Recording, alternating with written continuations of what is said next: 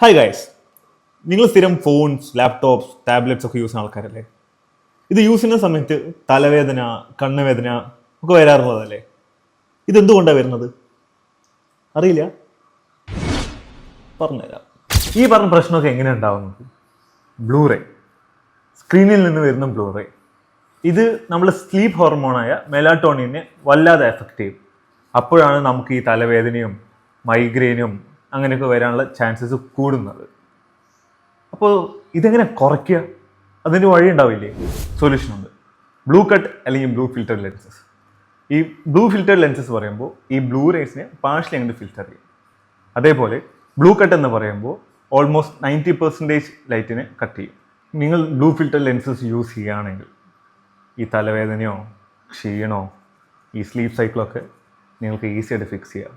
ഇപ്പോൾ ഈ lenses മെല്ലിയർ വിഷൻസിൽ available ആണ്. ഇനി കൂടുതൽ നേരിയ റീൽസ് കണ്ട സമയങ്ങളുണ്ട്. കം ടു മെല്ലിയർ വിഷൻസ്.